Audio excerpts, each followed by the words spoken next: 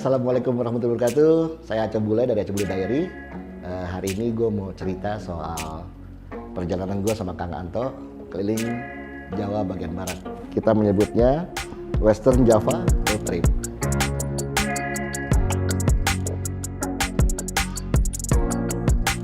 Sebetulnya tahun ini kita punya banyak sekali planning perjalanan, gue sama Kang Anto, baik yang short, medium maupun yang long trip.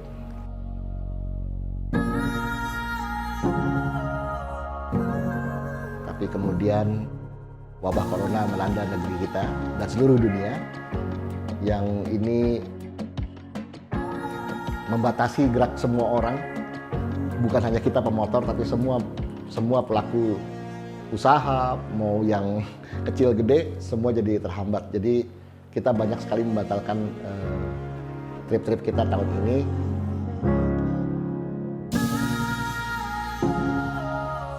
Beruntung di akhir tahun ini kita bekerja sama dengan TDR bisa melaksanakan trip ini.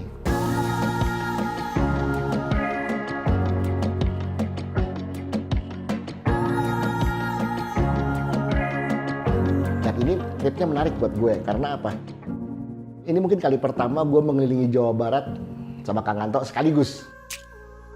Biasanya kita hanya pecahan-pecahan aja, short aja, mungkin dari Bandung ke Ciwidey, dari Bandung ke Cilete atau ke tempat lainnya, tapi ini kita kelilingin sekaligus.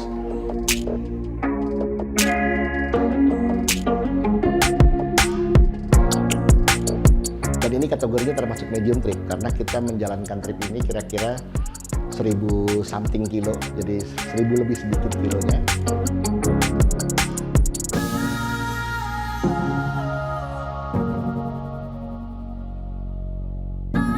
Gue cerita dari stage 1, awal kita berangkat dari Bandung.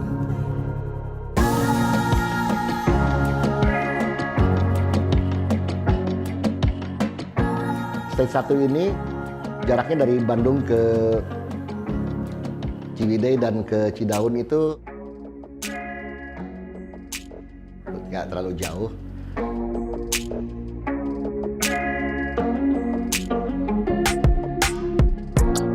Tapi spotnya menarik, karena apa? Di Ciwidey sendiri sampai Cidaun itu ada peninggalan kebun teh dan kina dari tahun 1870. Ini peninggalannya Bosya, kalau sejarahnya gue baca begitu. Sampai sekarang peninggalan masih ada dan pemandangannya luar biasa, lo mesti ke sana.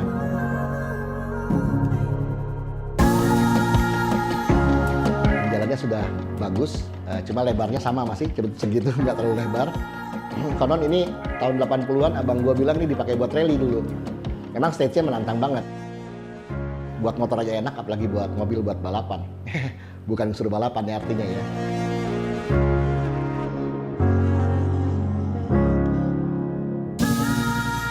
Cuaca seperti biasa, kalau sudah menjelang sore agak berkabut.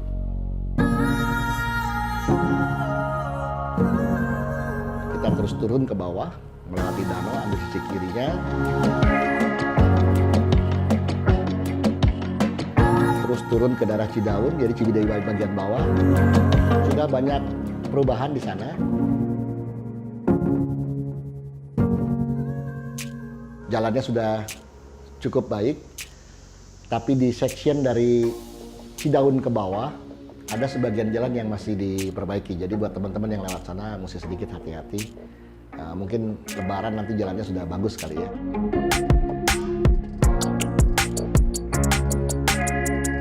Karena sudah terlalu gelap, jadi kita nggak bisa terlalu ambil banyak gambar di sana.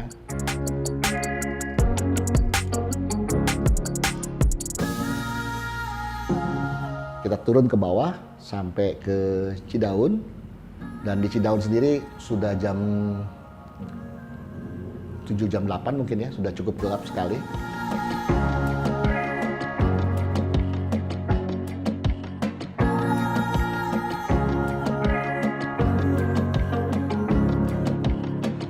Kenapa nggak bisa cepat? Karena memang gelap sekali, dan gue bilang tadi jalannya nggak bisa dipakai cepat. Masih banyak yang diperbaiki. Dari sana kita putuskan untuk stay overnight di daerah Cidaun.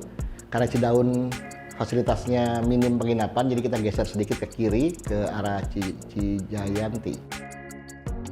Nanti kita stop di sana overnight untuk melanjutkan perjalanan esok harinya. Jadi itu yang bisa gue ceritain di perjalanan kali ini. Terima kasih juga di collaboration with our partner, touring partner, TDR, terus ada Brixton. Ini motor yang kita pakai di trip kali ini. Terus kemudian ada suspension, ada ISS juga. Terus kemudian olinya kita pakai oli From. Jadi nikmati terus perjalanan kita karena kita masih lanjut sampai SS berikutnya dari Cijayanti sampai Cileteh. Ini perjalanan menarik, jadi mesti diikutin terus. Oke guys, assalamualaikum warahmatullahi wabarakatuh. Keep rock and roll guys.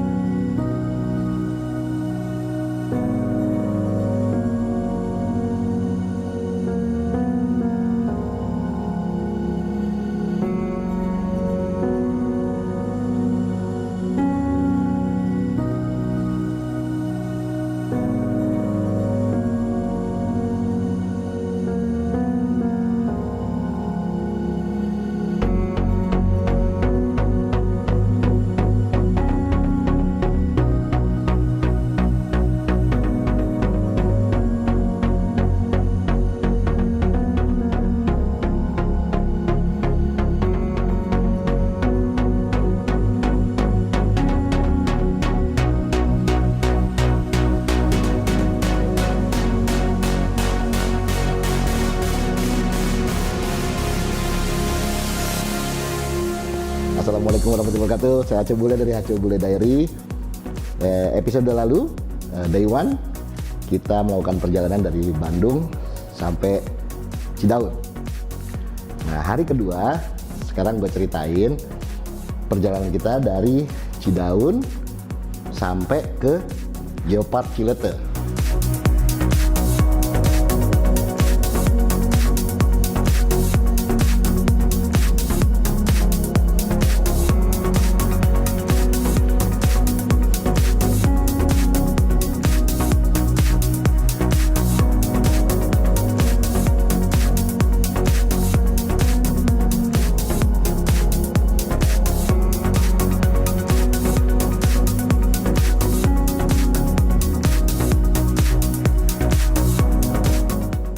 Kita memang bangun agak siang, istirahat cukup lumayan di sebuah losmen di Cidaun.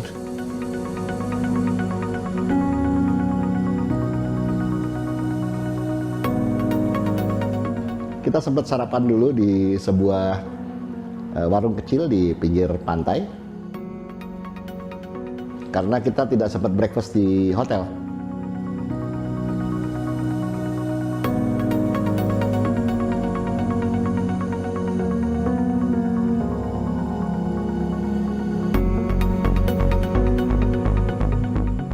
tanpa disengaja di samping warung tersebut kita jumpa dengan seorang pengrajin namanya Pak Pris.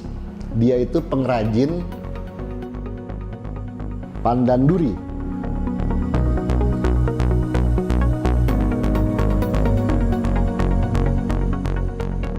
Jemur apa nih, Pak? Apa? Pandan? Iya. Oh, Anto, Pak. Halo Pak. Ini teman saya nih. Halo Pak Pris. Pandan. Oh, ini daun pandan ini ya? Kecil-kecil gini, Pak. Pandannya, Nah, ini kan bisa diproses lagi, Pak. pandan duri ini adalah, kita juga baru tahu nih, ternyata pandan duri ini banyak sekali tumbuh sepanjang pantai yang konon sampai ke Pangandaran sana banyak, katanya begitu. Gue juga baru notice gitu ya.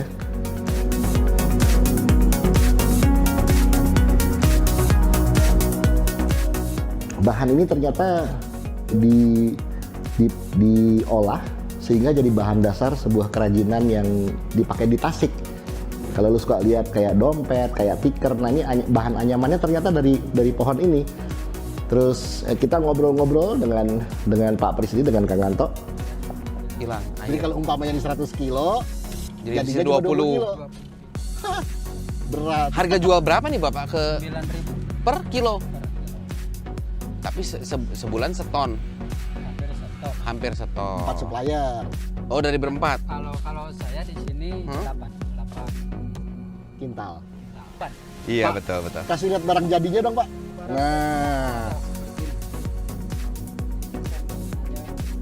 Nah, ini dia nih jadinya nih. Oh, yang kayak bahan tikar gitu ya, Pak ya? Iya. Oh, Tasnya belum ngasih, cuma ngasih yang kecil seperti itu. Iya. Di sini kita lihat sekali kalau misalnya kalau kita pengen punya memberdayakan ekonomi lokal, sebetulnya orang-orang kayak Pak Pris ini perlu banyak dukungan. Karena apa?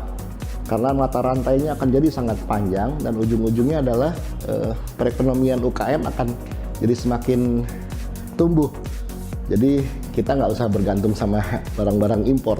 Jadi lo mesti punya nih barang-barang ginian gitu ya.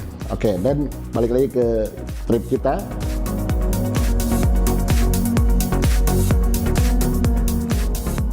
Di perjalanan ini gue bagi dua kategori nih, karena sectionnya memang berbeda.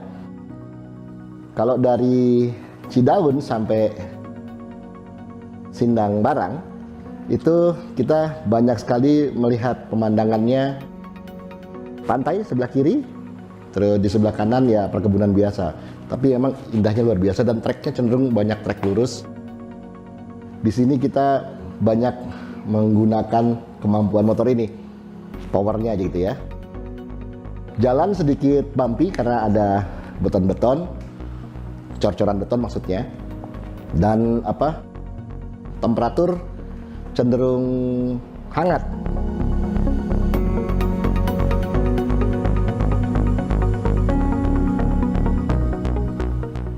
Dalam perjalanan ini sebetulnya ada cerita yang menarik juga, karena di perjalanan waktu kita menjelang sarapan pagi itu gue lihat tali tasnya Kang Anto suka lus-lus. Jadi gue udah bilang, Kang ini talinya kendor, dikencengin lagi, tapi apes aja ya, jatuh jas hujannya lo gitu.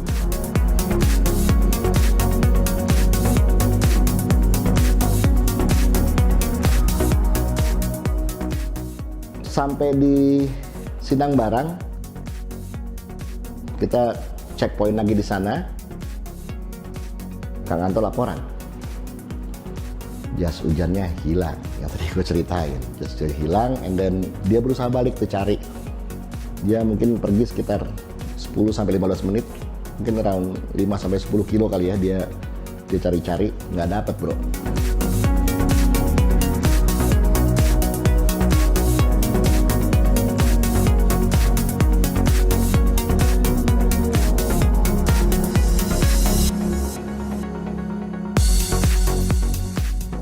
Jadi sudah Kita coba putusin, ya udah kita maju aja Kang gitu, maju lagi. Akhirnya kita maju lagi.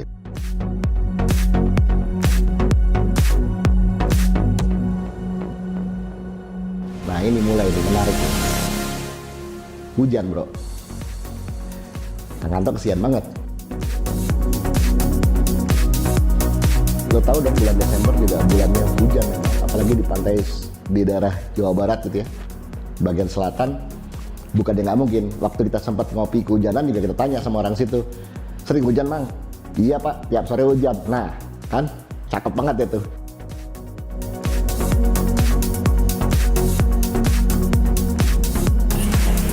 Ini jas hujan gua tadi jatuh di jalan. Aduh. Jadi bukan nggak berani hujan-hujanan. Baru kali ini kita hujan berhenti. Iya, biasanya kita gas terus ya, mau nggak mau.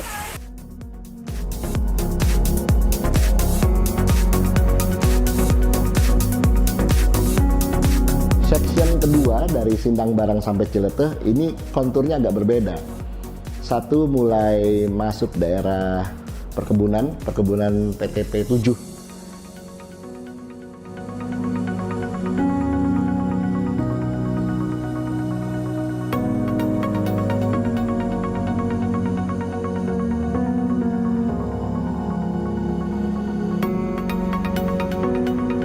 Dari Sindang Barang sampai Argadinta itu ada perkebunan. Kalau gue baca literaturnya, PTP 7 ini memang tanahnya ribuan hektar.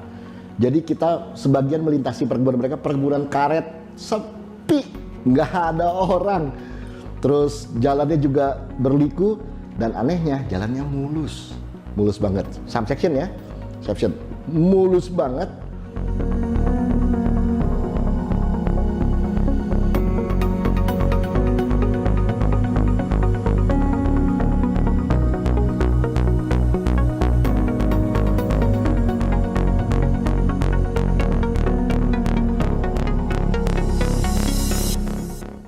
Di sini kita betul-betul menguji ketangguhan suspensi ini, karena dua motor yang punya karakter ban yang berbeda dengan riding position yang berbeda, impresinya sama.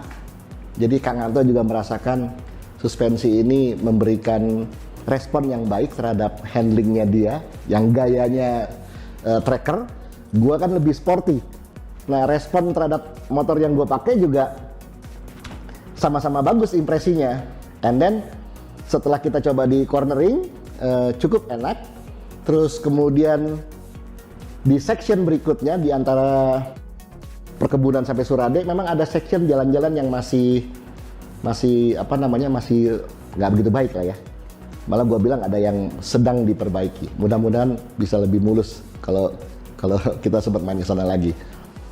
Dan si suspensi tetap memberikan respon yang baik dengan jarak tempuh dari dari si Cidaun sampai Cileteh ini kira-kira 163 kilo. Suspensi kita riding seharian gitu ya, dengan berbagai macam speed, berbagai macam tikungan. Si suspensi tetap memberikan respon yang baik. Jadi buat gue satisfied lah gue sama suspensi ini. Memberikan kontribusi yang baik dalam kenyamanan berkendara.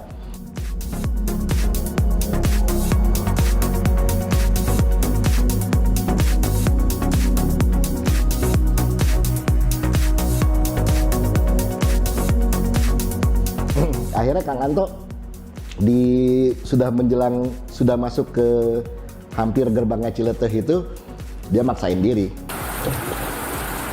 Sepertinya hujan lagi nih. Karena Nggak punya jas hujan. bukan nggak punya, tadi asalnya punya jas hujan. Habis jatuh.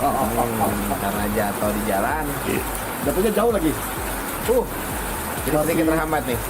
Ya, jadi mau nggak mau kalau udah mulai deras berhenti. Kalau cuma rintik-rintik kita gas terus. Ini suara juga ada.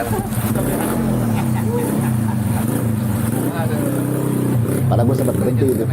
Gue pikir mau mandek dulu gitu, mau berhenti dulu, terus nerusin lagi, kayak sempat kita berhenti juga. Tapi nggak, dia jalan terus ternyata. Dan hasilnya ya basah kuyup. Ya gue nungguin aja sambil ngerokok, nungguin sebatang, baru gue nyusul. Cileteh yang kita lewat jalur bawah. Ini memang jalurnya kecil, mungkin ini bukan jalan nasional kali ya, tapi ini bukan jalan provinsi, maksud gue ini masih jalan kabupaten gitu.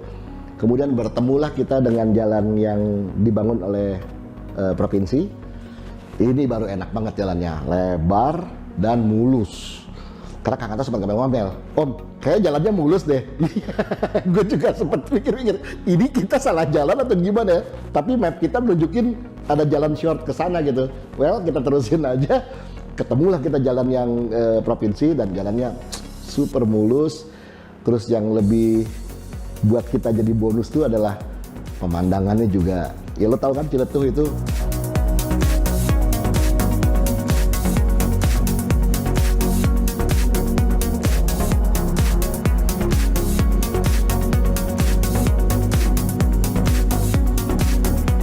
sampai UNESCO tuh tahun 2018 memberikan gelar Geopark ini kepada si Ciletuh karena memang keindahan alamnya yang luar biasa. Dan akhirnya ada yang datang juga, Om Acot.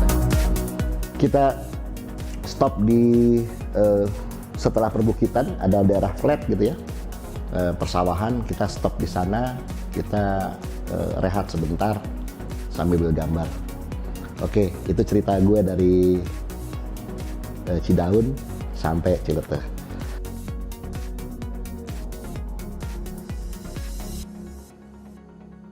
Tetap ikutin terus video kita karena masih banyak kisah-kisah menarik di episode berikutnya. Sampai ketemu lagi. Assalamualaikum warahmatullahi wabarakatuh. Keep rock and roll guys.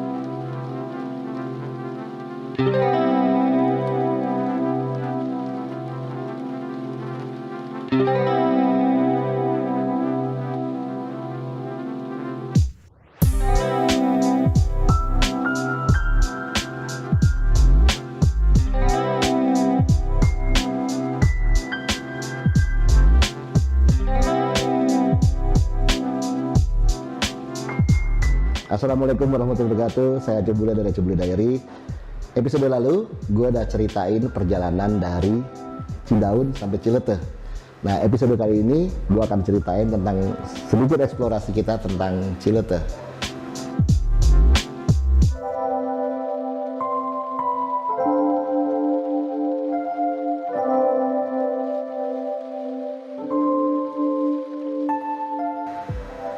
Semua orang mungkin tahu tahun 2018 Indonesia mendapatkan 2 gelar Geopark dari UNESCO, Tambora, dan salah satunya adalah Ciletuh. Tambora gue pernah ke sana terakhir tahun ini juga, tahun 2020 maksudnya. Terus memang indah juga luar biasa, tapi memang infrastruktur sedang dibangun. Jadi belum terlalu banyak yang bisa dilihat selain keindahan alamnya. Tapi Ciletuh ceritanya soal lain lagi, karena tidak terlalu jauh dari Jakarta, hanya 170 kiloan mungkin dari Jakarta, 173 kilo. Dan infrastrukturnya sudah siap, jadi sudah ada hotel-hotel, sudah ada tempat-tempat yang, kalau tempatnya emang anugerah dari Allah ya, indah bener ini tempat.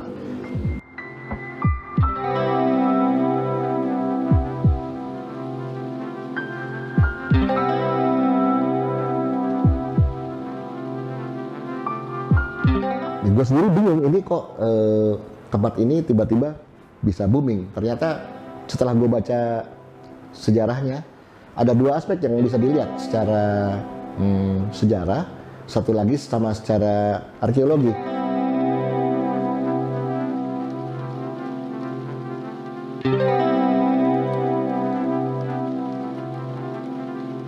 Cileteh ini, kalau yang gue baca, itu memang cikal bakalnya Pulau Jawa tumbuh dari daerah ini gitu.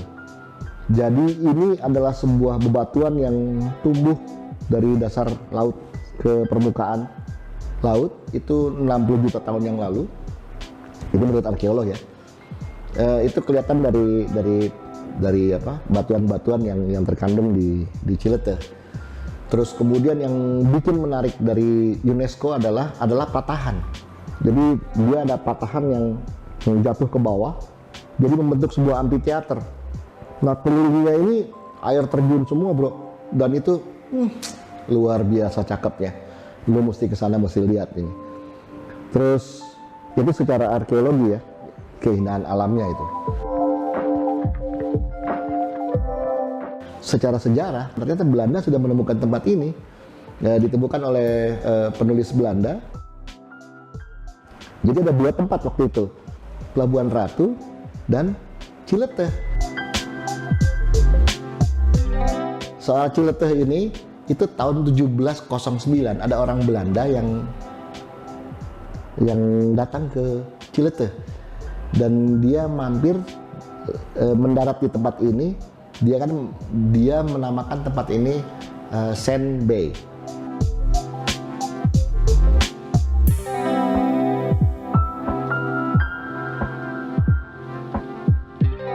Sedangkan ujung genteng itu baru ditemukan 1830-an. Jadi memang secara sejarah tempat ini memang sudah panjang ceritanya. Satu lagi, luas wilayah Cileteh itu 129.000 hektar. Bayangin gedenya tuh. Dan itu semuanya indah.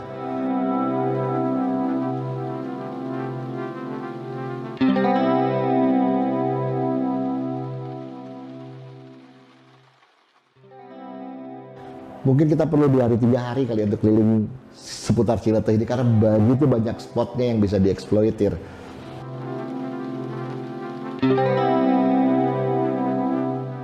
Tapi karena kita sudah on schedule, jadi kita mesti segera meninggalkan. Walaupun kita nggak ikhlas ninggalin Cileteh ini karena tempatnya indah banget.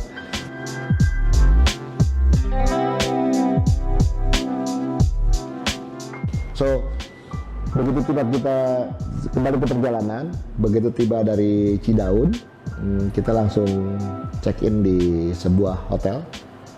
Hotelnya, well, it's very nice. Hotelnya baru juga, dia model villa-villa gitu. Cuma ada 5 atau 6 villa gitu, bersih. Harganya juga sangat bersahabat. Gue puas banget di tempat ini. Gue bilang malah paling bagus di antara hotel yang sebelumnya. Terus kemudian kita istirahat nyenyak di sana. Pagi-pagi kita sarapan, terus kemudian kita mulai start lagi.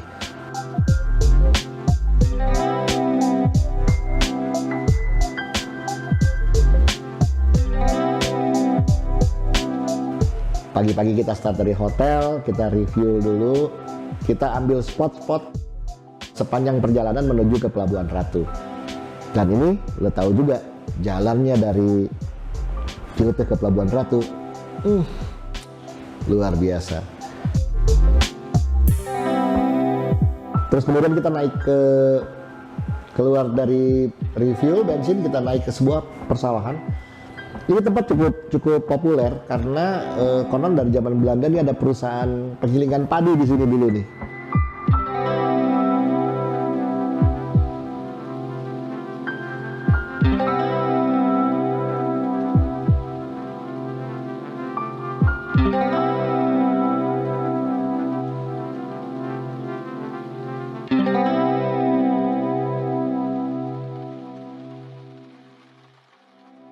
Tapi di belakangnya itu ada air terjun, indah bener air terjunnya. Terus karena lagi habis hujan tadi malam, jadi begitu deras dan besar banget ini, ini si air terjunnya dari jauh itu kelihatan gede banget, dan itu pemandangannya nggak ada obatnya itu.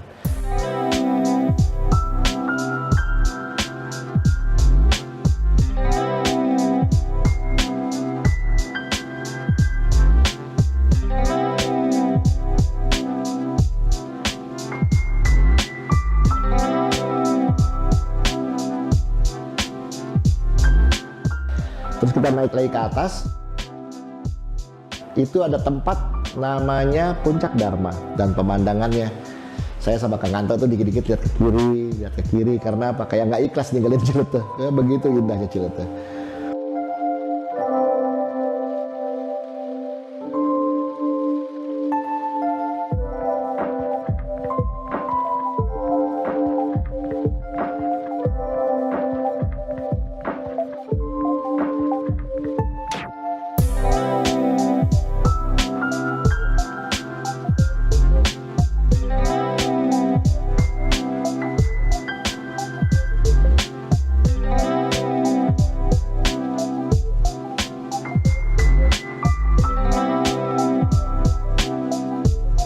Puncak Dharma ini di sisi kanan mungkin spot terakhir yang kita bisa lihat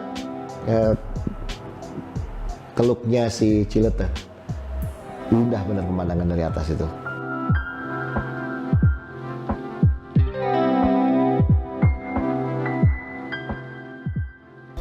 Jadi ini yang disebut dengan Puncak Dharma ya. Dari atas ini kita bisa lihat teluk yang di bawah. Betul. Adalah elevasi tertinggi di sekitar apa namanya? Ya? Jeltuk. Top hill ya. Top hill di sini.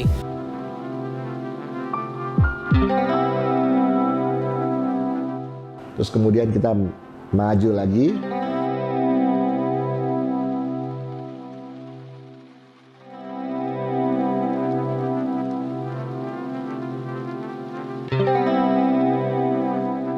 Nggak jauh dari situ ada sebuah spot yang cukup menarik, walaupun secara infrastruktur ini tempat belum terlalu jadi gitu, jadi hanya parkiran aja gitu, tapi pemandangannya bro, waduh, edan.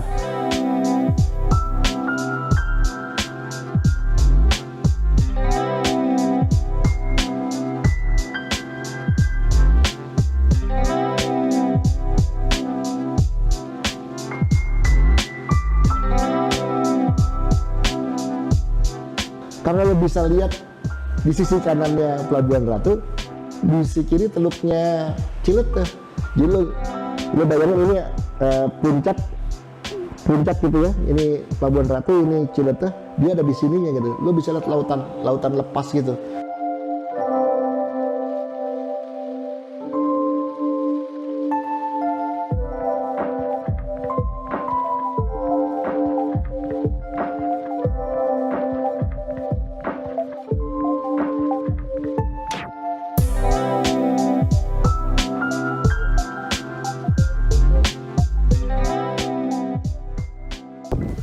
Kita ini sekarang lagi ada di Puncak Gebang nama daerah ini. Ya.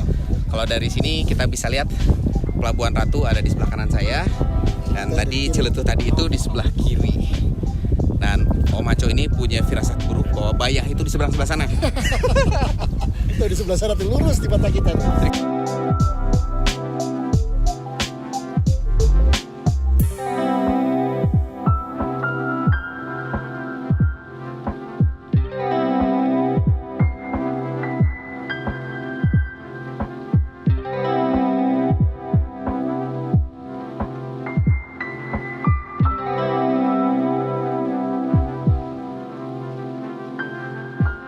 Itu dari tempat ini keren banget kelihatannya, indah banget. Kita spend setengah jam di situ.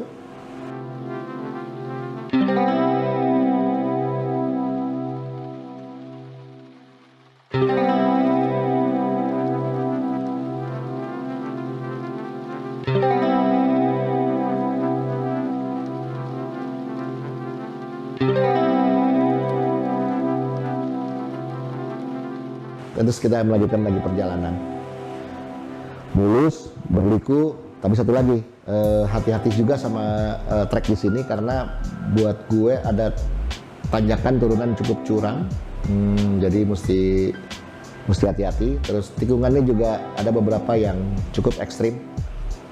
Salah-salah kita bisa nyemplung di jurang tuh, karena enak banget tempatnya, jalannya top banget.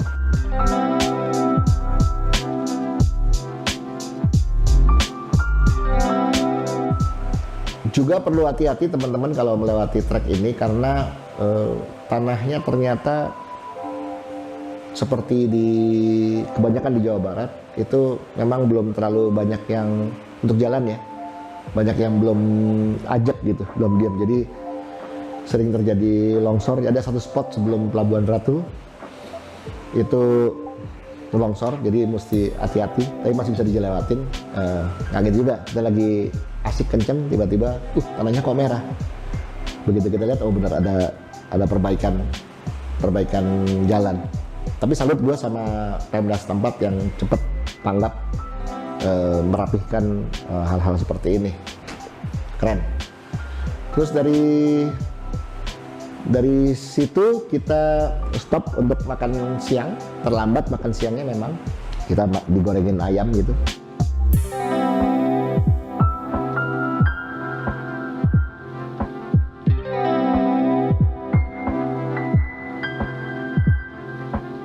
Terus kita gas lagi langsung ke Bogor dan Jakarta.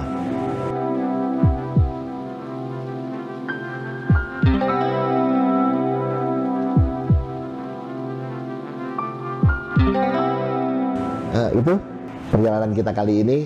Terus ikutin video kita. Terima kasih buat our touring partner.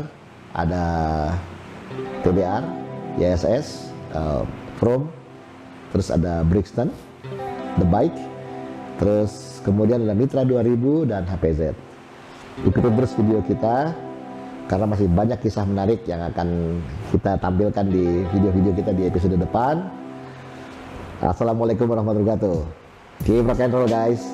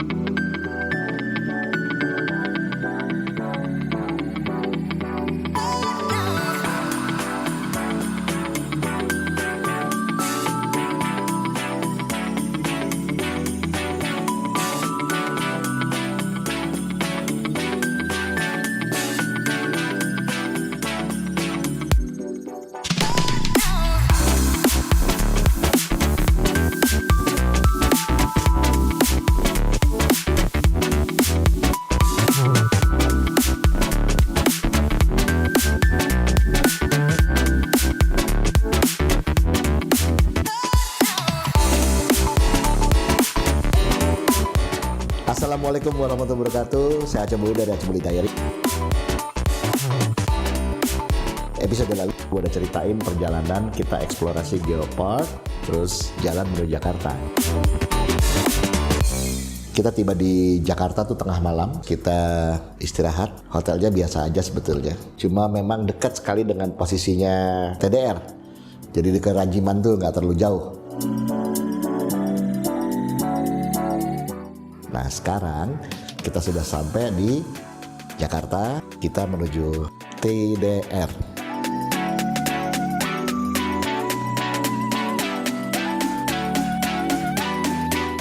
Kita bangun pagi-pagi, prepare semua, pack up, check out, kita langsung menuju TDR.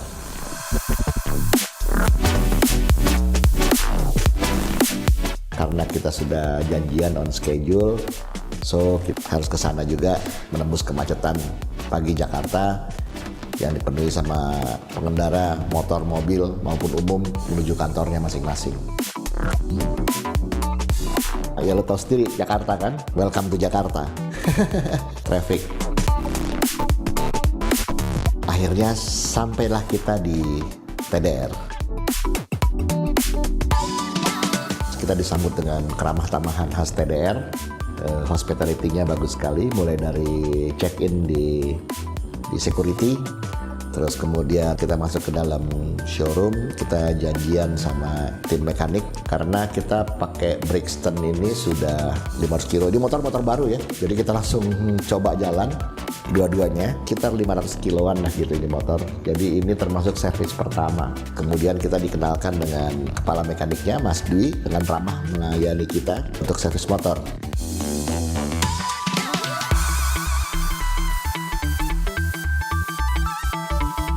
SOP motor standar semua motor, cuma karena ini motor baru jadi servis pertama perhatiannya agak banyak, mulai dari ganti oli, kelistrikan semua dicek, terus kemudian membersihkan filter. Nah, filternya lucu juga nih, dia kayak mobil, jadi besar, dia bulat gitu, bahannya masih kertas juga.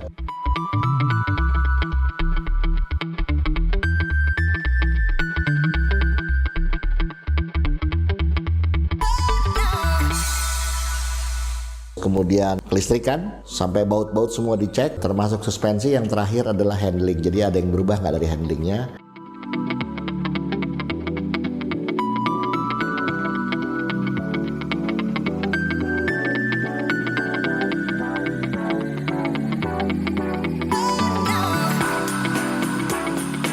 Termasuk Kang Anto mau coba naikin gear satu mata kalau nggak salah, biar tidak terlalu jerit motornya.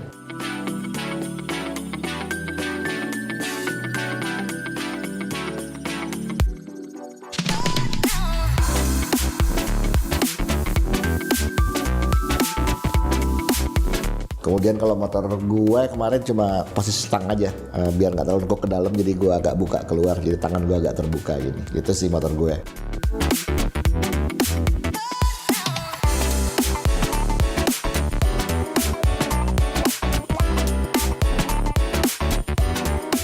Sampai rem juga mereka cek, karena kemarin rem belakang gue rada kurang enak, jadi dicek sekalian sama Mas Dwi. Sambil motor di check up, tadinya kita ngerecokin mekaniknya juga sih Mas Dwi, tanya ini tanya itu sambil liatin juga apa aja yang di servis, and then kita masuk ke showroom.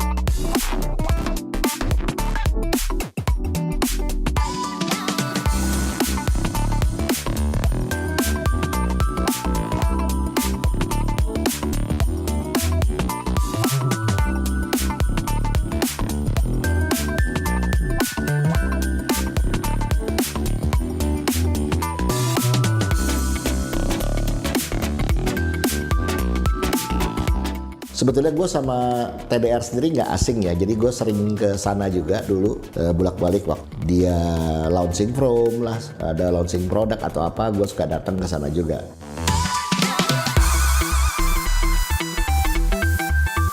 Tempatnya sendiri sedikit banyak ada perubahan. Selain line up produknya lebih banyak sekarang, showroomnya juga bagus banget. Wah kalau gue bilang malah ya, untuk kelas otomotif motorcycle untuk roda 2. Terus kemudian komplit di sana, ada kafenya juga, ada service center, terus ada spare part. Nah yang gua suka adalah kantinnya itu pakai kaca dia. Jadi kita bisa lihat motor kita diapain aja ya. Karena anak motor tuh nggak mau jauh dari motornya biasanya. Jadi kalau servis pengen motornya kelihatan gitu diapain motornya.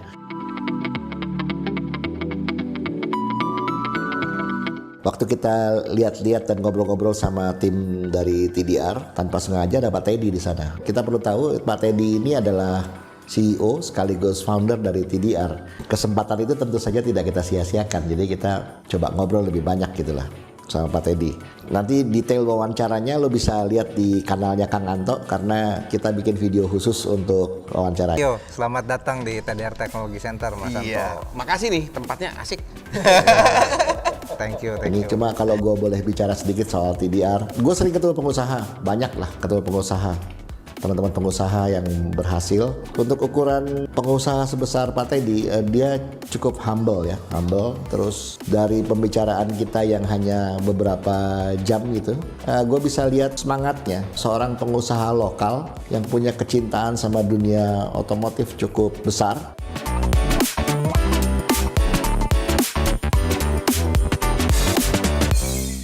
Dia membangun TDR itu, ceritanya sama gue itu udah hampir 20 tahun. Jadi which is effortnya luar biasa ya.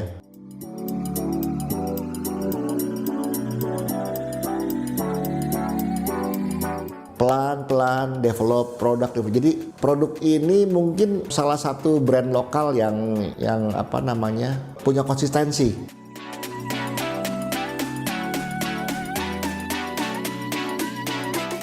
Dari 20 tahun yang lalu pelan-pelan terus keluarin produk sedikit sampai line up-nya sekarang begitu banyak dan kolaborasi dengan perusahaan begitu banyak.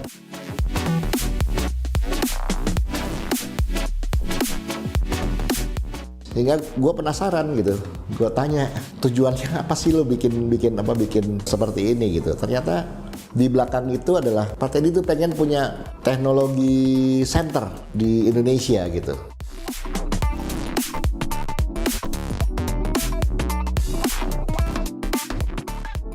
Maksudnya adalah supaya tidak ketinggalan dari teman-teman kita di luar negeri, di Eropa, di Jepang gitu ya.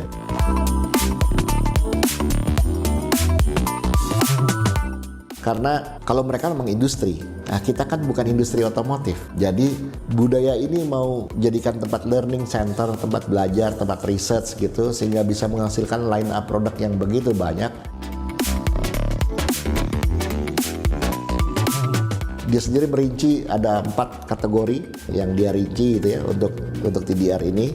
4 ada power, handling, style, sama performance. Power ini itu ada engine system, electrical system, clutch, ini sama CVT dan kawan-kawan gitu ya. Terus ada induction dan exhaust system, ini yang power.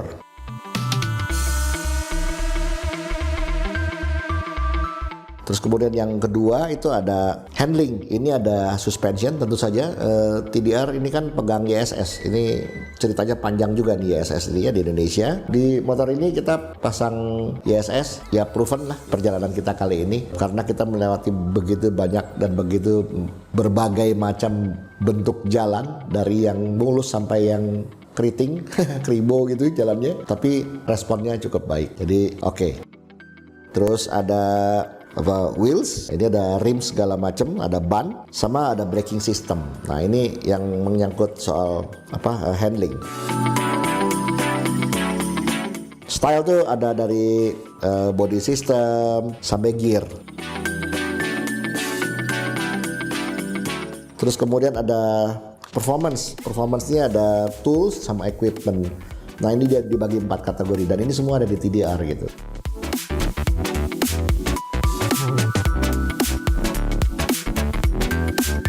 Mereka menamakan tempatnya itu namanya TTC, TDR Technology Center. Nah, tempat kita datang ini disebutnya TTC.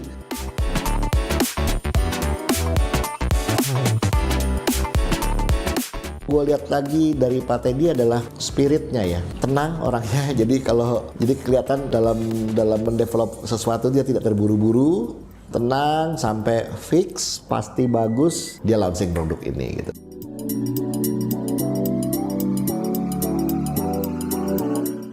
Oh ya, TDR sendiri itu kolaborasi dengan banyak perusahaan dan partner mereka di Asia. Jadi mereka tuh riset dan developmentnya ada di Thailand, ada di Taiwan, ada di China, ada di Vietnam, ada di Indonesia juga. Jadi mereka ini jadi pemain nggak bisa dibilang kecil juga ya. Jadi mereka ada di mana-mana TDR ini. Terus kemudian yang seperti gue bilang tadi soal konsistensinya dan spiritnya mereka ini, Pak Teddy pernah cerita menurut dia, kata orang kalau mau jalan cepat ya jalan sendiri, tapi kalau mau jalan jauh jalan sama-sama. Jadi ini kenapa dia begitu kuat merangkum semua industri ini di tempat dia, jadi sebuah brand besar di TDR gitu. Terus yang lebih menarik buat gue lagi adalah dia menganggap tidak berkompetisi gitu, karena bisnis itu bukan untuk bersaing tapi saling melengkapi. Jadi dia tidak merasa tidak punya saingan, dia hanya melengkapi aja produk-produknya di pasar.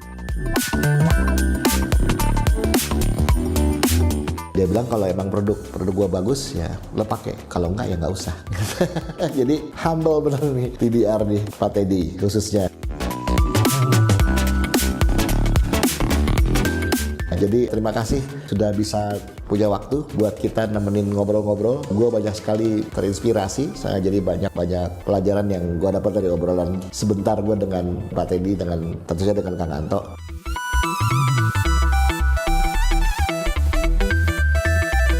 Nggak kerasa, waktu sudah sore dan kita mesti segera check out karena checkpoint kita berikutnya adalah Pemanukan.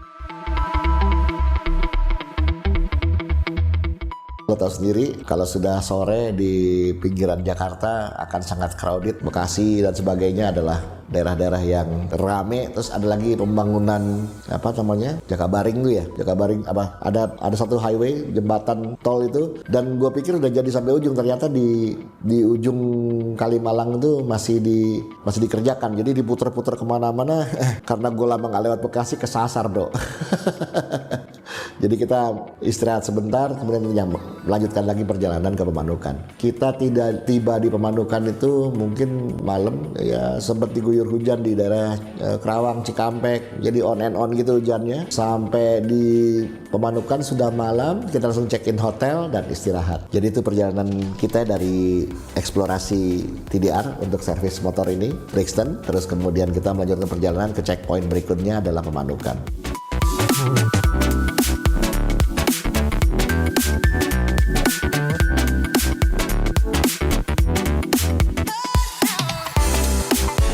Terima kasih buat touring partner kita, TDR, YSS, Vroom, Brixton, terus ada Mitra 2000 dan HPZ.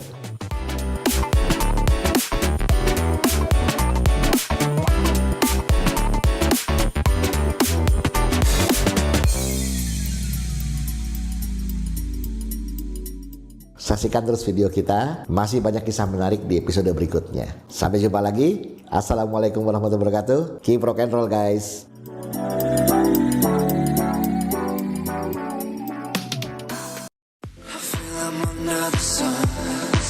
Under the sky, I feel like I'm in heaven. Oh, my darling, my baby.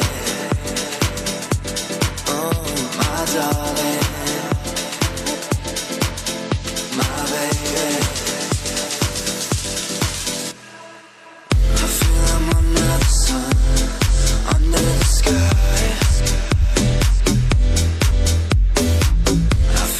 Assalamualaikum warahmatullahi wabarakatuh. Saya Ceburia dari Aceburi Diary. Kemarin di episode lalu sudah gue ceritain perjalanan kita sampai di HPZ, sampai di PDR, kemudian kita service brake stand kita, terus ngobrol-ngobrol sama Teddy. Linknya ada di tempatnya Kang Anto, nanti lo bisa lihat sama-sama. Kemudian kita sampai di Pamanukan.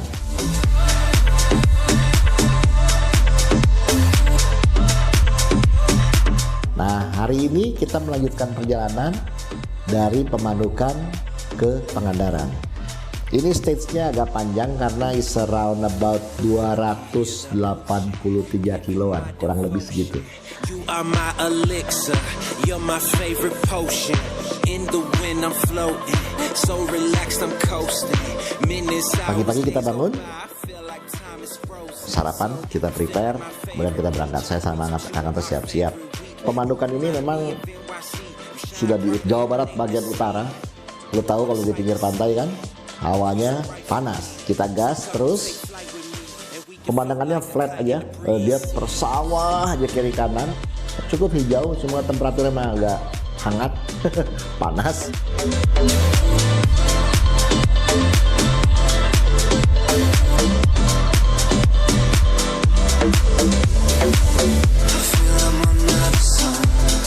Nggak lama setelah itu, gue jalan pelan-pelan, tau-tau Kang Anto hilang. Loh, kok hilang? Ternyata gue tungguin lama, nggak nongol-nongol, gue maju aja lagi. Karena gue Sherlock terus sama dia. Ternyata dia ngambil stock shot di belakang gue. Jadi gue nggak ikutan di stock shot itu gitu.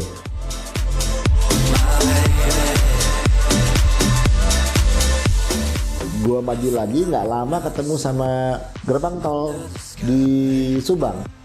Gue pikir kalau udah ketemu gerbang tol ini itu sudah dekat ke arah Subang. Ya udah, gue maju aja terus. Gue tunggu di pertigaan, ada warung kecil, gue tunggu di situ untuk regroup lagi. I feel I'm under the sun, under the sky. I feel like I'm in heaven. Kota Subang hari itu cukup panas. Biasanya suka hujan Subang ini, tapi kemudian kita masih siang, jadi masih panas benar di Subang. Masih traffic masih cukup ramai karena banyak industri di sana ya. Dari Subang kita regroup, kemudian kita terus maju menuju Majalengka. I feel I'm under the sun, under the sky. Di tengah jalan ini, jalannya sudah cukup baik, dan karena sudah mulai agak naik sedikit ke atas, temperaturnya sudah mulai agak dingin, nggak terlalu panas lagi. Tapi pemandangannya hamparan sawah dan hutan jati atau karet ya, itu banyak sekali di pinggir jalan. Some section jalannya masih belum bagus, tapi selebihnya sudah bagus dan beton.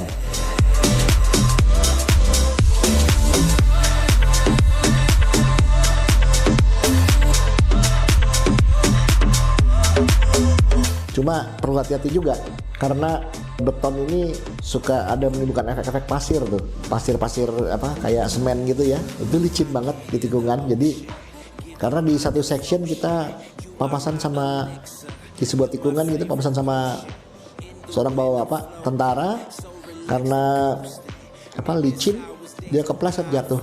Kita sempat berhenti coba nolongin dia. Kita cek semua kondisinya oke, bisa berdiri, aman, cuma luka sedikit, dan kita lanjutkan perjalanan lagi. What a sight to see, and you so right for me. So come and take flight with me, and we can float like a kite in the breeze.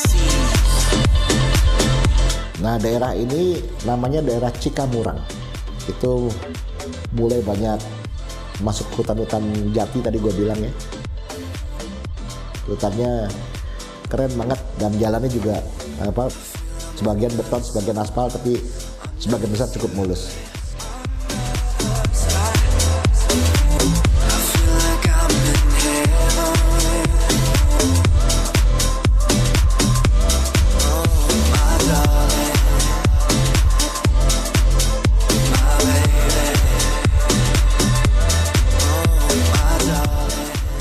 Melewati Cikamurang, kita menuju ke Majalengka. Baru belok ke arah Majalengka, hujan bro. Ya malu ya, Majalengka ini kan posisinya memang deket sama berbatasan sama Gunung Cermek ya. Emang musim hujan, jadi sering hujan. Udah, kita hujan-hujanan terus naik pelan-pelan ke arah Majalengka. I feel I'm under the sun, under the sky. I feel like I'm in heaven. Oh, my darling. Akhirnya kita tiba di Majalengka. Seingat gua dulu Majalengka itu ada bundaran, itu ada patung lumba-lumbanya gitu. Kemarin begitu kita lewat sana, patungnya udah nggak ada bro, tapi diganti kayak patung bola dunia gitu.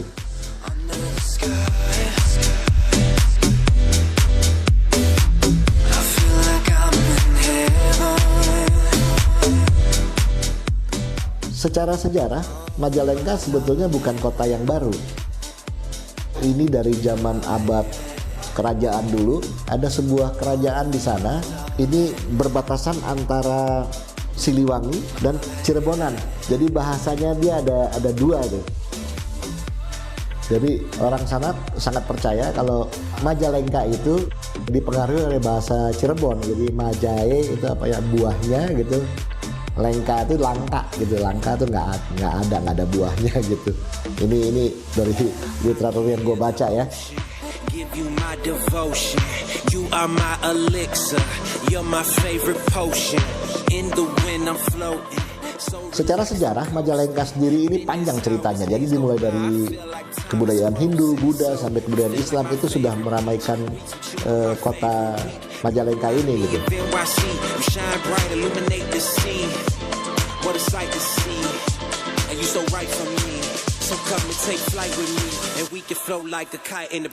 Nah, banyak sekali sejarah yang berkaitan sama Majalengka.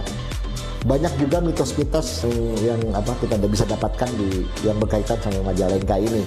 Di zaman Belanda, Karesidenan Belanda ini membuat si Majalengka jadi sebuah kabupaten. Terus kemudian tahun 1840-an kali ya. Nah, itu nama Maja ini berubah jadi Majalengka. Itu di era-eranya Belanda kali ya. Itu berubahnya itu.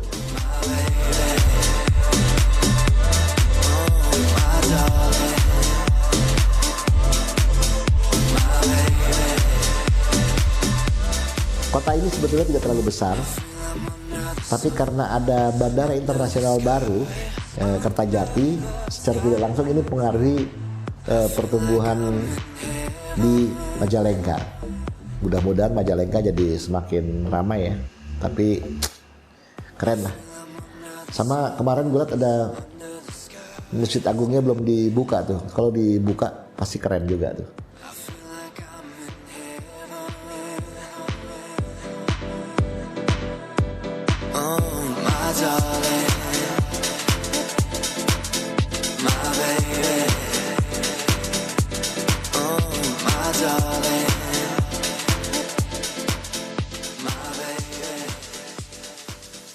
Terus kita maju lagi ke depan.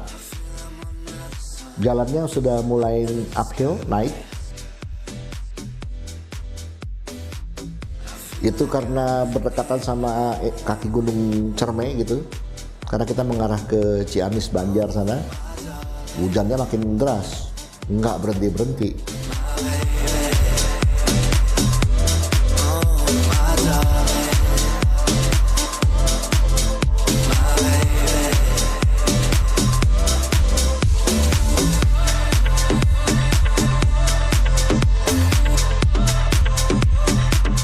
Nah, di daerah Maja kita sempat banjir malah tuh, banjiran. Ya mungkin ban sih hampir hilang ya, ban hampir hilang ini. Tapi motor ini lewat aja dengan gas sedikit, agak dibesarin sedikit.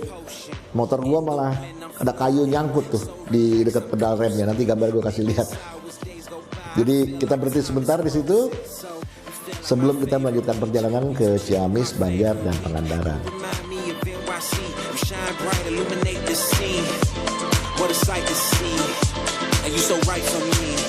Come and take flight with me, and we can float like a kite in the breeze.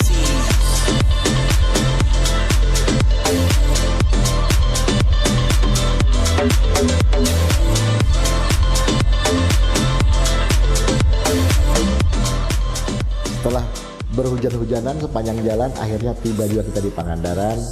Malam juga kita bisa kita mendapatkan hotel yang cukup baik dan kita bisa beristirahat di sana. Itu perjalanan kita seru kali ini. Jangan lewatin episode berikutnya, masih banyak cerita seru. Assalamualaikum warahmatullahi wabarakatuh.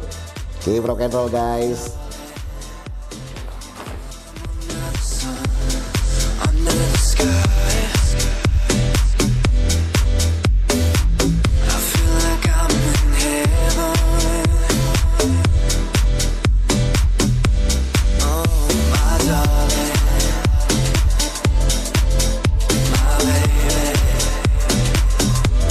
Oh, my darling, my baby.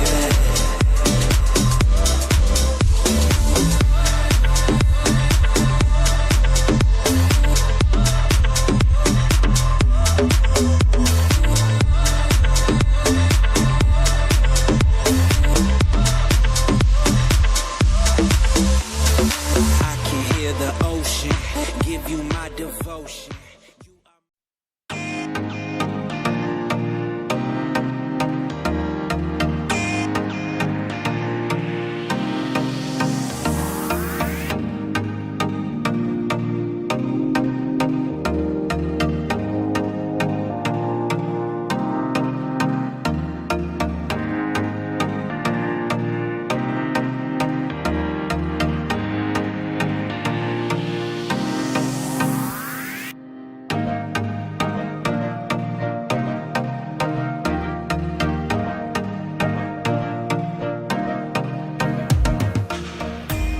Assalamualaikum warahmatullahi wabarakatuh. Saya Aceh Bule dari Aceh Bule Diary.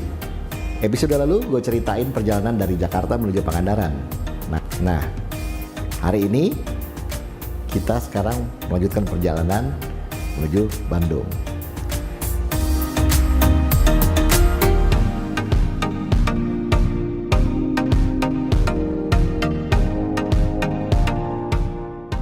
Gue sebetulnya agak kurius juga sama Pantai Pangandaran ini.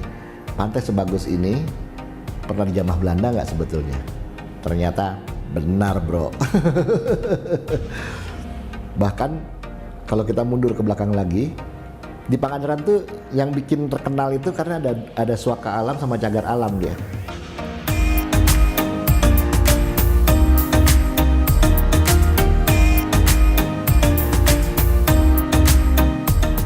Kenapa ini jadi kota nelayan atau tempat singgahnya nelayan? Karena abad 14-an itu para suku Sunda ini mencari tempat buat sebuah desa nelayan. Karena ada overhang atau dataran yang menjorok ke laut ini yang menahan ombak besar untuk tidak sampai ke pantai. Jadi makanya bisa didarati oleh kapal-kapal nelayan. Maka dari itulah lahirlah sebuah desa nelayan waktu itu.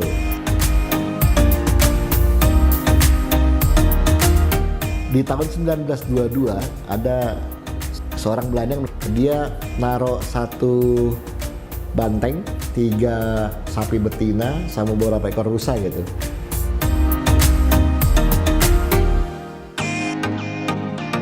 Lingkungannya terjaga, jadi mereka bisa berkembang biak.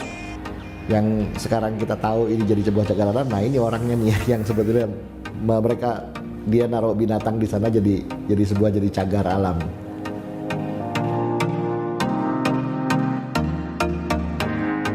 Nah di tahun 1934 si suaka alam ini berubah jadi cagar alam. Ini yang mencanangkan Belanda juga waktu itu. Di tahun 1961 ditemukanlah sebuah bunga Rafflesia Padma namanya di tempat ini. Nah makanya tempat ini sekarang jadi cagar alam karena ini sebuah bunga yang langka ya.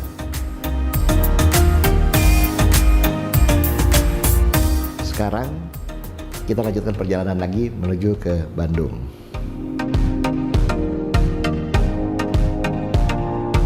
Pagi-pagi kita bangun, memang belum sarapan tapi kita coba lihat-lihat Pantai Pangandaran. kita menuju ke pantai timur. Pantai timur ini tempat sunrise, jadi matahari terbit. Kemudian kita menyusuri sepanjang pantai menuju pantai barat. Pantai barat itu tempat matahari tenggelam, sunset.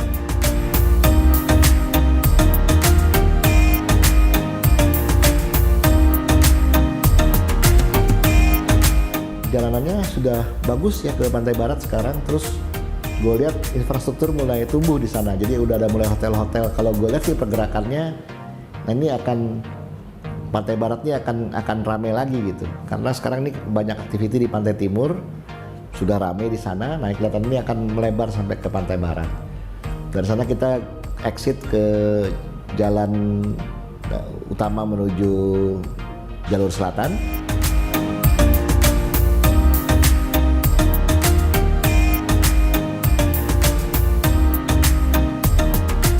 Sambil kode-kode tuh, makan gitu. Ya, makan, sarapan maksudnya, kita belum sarapan sebabnya. Sambil celinguk, cari-cari makanan, kok nggak ada yang srek ya. Akhirnya kita maju terus, ngelewatin pertigaan Legok Jawa. Terus kita lihat, kita ke kiri aja yuk. Karena di kiri itu ada sebuah pacuan kuda. Pacuan kuda ini tahun 2016 dipergunakan untuk PON di Jawa Barat kebetulan waktu itu.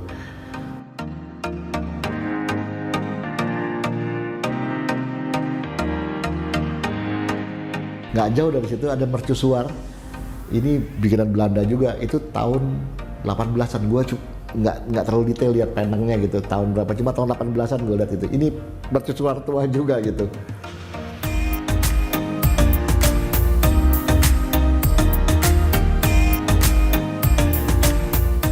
Karena sudah mulai hujan lagi di sana, akhirnya kita putuskan untuk maju ke Pantai Madasari. Jadi nggak jauh dari mercusuar itu. Ada sebuah pantai.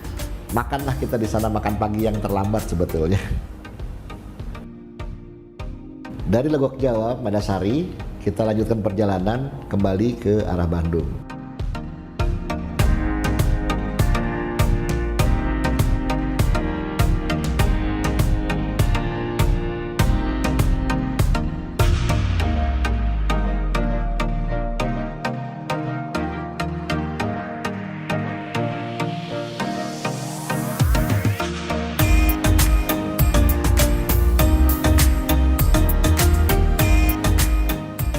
Sepanjang perjalanan ini kita ngelewatin lagi perkebunan PTP 7. Jadi isinya kebun karet. Nah ini jalannya mulai berliku. Enak banget, mulus. Sepi juga, lo tahu sendiri Pantai Selatan sepi banget emang, nggak terlalu banyak orang.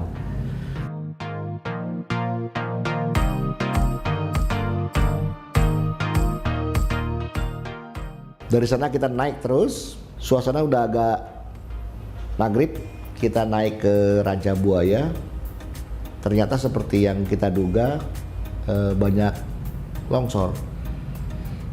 Tapi beberapa longsor kita bisa lolos karena jalannya sudah sedikit diperbaiki dan nggak terlalu parah. Tapi ada satu longsoran yang jalan tutup, orang bilang Pak lewat jalan kampung aja sini. Kita kena penasaran juga ya. Coba Bang kita lihat Bang jalannya Bang. Dari jalannya ambles.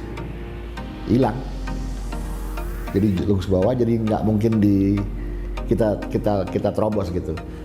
Akhirnya kita kembali lagi keluar dan kita dipandu sama orang-orang setempat untuk lewat jalan kampung. Jadi kita muterin si longsoran itu. Dan dari sana keluar kembali ke main road, kita terus jalan sampai tiba di kota Bandung.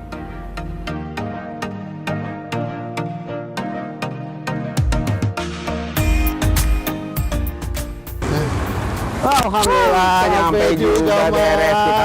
Alhamdulillah. 7 hari ya kita jalanan ya. 7 hari kita jalan keliling Jawa Barat dan alhamdulillah kita sudah kembali lagi di kota Bandung Dengan selamat. betul. Alhamdulillah banget. Itu perjalanan kita kali ini dan trip terakhir dari mengelilingi Jawa bagian barat.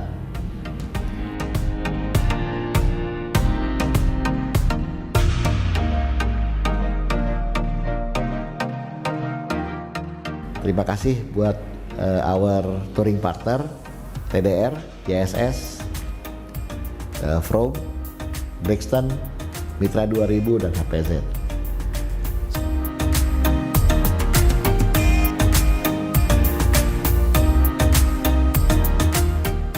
Semoga gambar-gambarnya, informasinya bermanfaat buat teman-teman. Kalau pengen jalan-jalan lewat rute kita, monggo silahkan. Tapi ingat pesan gue selalu, utamakan selamat dalam berkendara. Yang kedua, hormati pengendara lain. Yang ketiga, kalau naik motor, rodanya tetap di bawah. Oke guys, assalamualaikum warahmatullahi wabarakatuh. Keep rock and roll guys.